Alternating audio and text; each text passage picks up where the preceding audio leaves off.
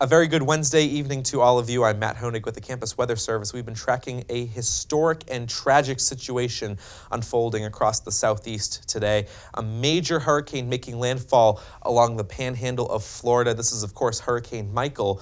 It made landfall around 1:45 this afternoon with maximum sustained winds of 155 miles per hour, making it a high-end Category 4 hurricane. Now, when we talk about pressure in a hurricane, that usually correlates to the strength of the hurricane. It made landfall with a minimum central pressure of 919 millibars. According to Pressure, that would make it the third strongest hurricane to ever make landfall in the United States. So unfortunately, a historic situation unfolding across the southeast today, and not in a good way whatsoever. This is the eye making landfall just to the southeast of Panama City at around 1:45, 2 o'clock this afternoon, and it had wind gusts up to 130 miles per hour just to the southeast of Panama City, and that's before the observing site went offline. So there was a chance that we had higher wind gusts as that eye wall came ashore.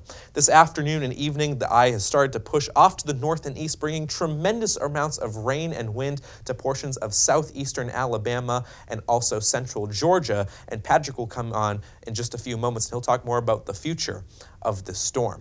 Now, looking at the satellite and radar, just tremendous amounts of rain continue around the center of circulation. We've sort of lost an eye at this point. It's weakened some, and now we're just seeing what looks like a mostly solid rain signature here, but still tremendous bands of rain circulating the center of rotation, easily seeing rainfall rates exceeding 2 inches per hour in these bands, and also likely seeing wind gusts well over hurricane force at this hour as well. Also to the east of the storm in these tropical rain bands, we've seen a few tornadoes form, and tornado watches are posted throughout much of the overnight hours for portions of Georgia as the storm continues to push off to the north and east.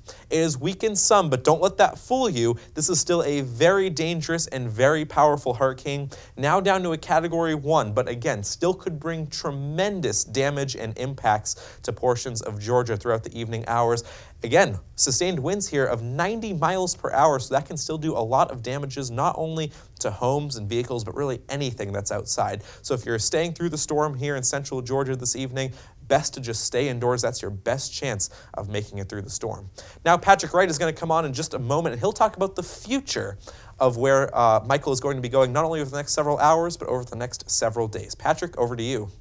And thank you, Matt. This is a storm that will continue to weaken as we head throughout the next couple of hours, currently 90 miles an hour, and will continue to move into the central Georgia area, right around the Macon metropolitan area. So as it heads into that area, 70 miles an hour by 2 a.m. Thursday morning, and then will continue to weaken into a tropical storm as it reaches the Carolinas. So that is going to be an area of concern because it will bring more rain and more wind to an area that doesn't need it, especially after Hurricane Florence a few weeks ago. But then eventually by Friday morning, 60 miles an hour as it reaches 2 a.m. Friday morning, and will move off the coast. And we'll get into more detail momentarily, but this will be a quick mover and be picked up by a cold front moving through the area and brought out to the sea. So looking at this right now, we do expect it to move into the central Georgia area, bringing a lot more rain, the threat of tornadoes, and the threat of more wind coming into this region. So if you're in this area, please heed warnings of local officials and then begin to take shelter as soon as possible, because it is going to be a bumpy night tonight.